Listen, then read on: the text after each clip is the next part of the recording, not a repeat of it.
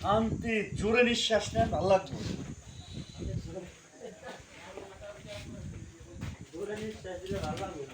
আসসালামু আলাইকুম। আস্থা চ্যানেলের পক্ষ থেকে সবাইকে স্বাগত। আজকে বান্দরবনে কিছু প্রাকৃতিক সৌন্দর্য আপনাদের মাঝে তুলে ধরবো।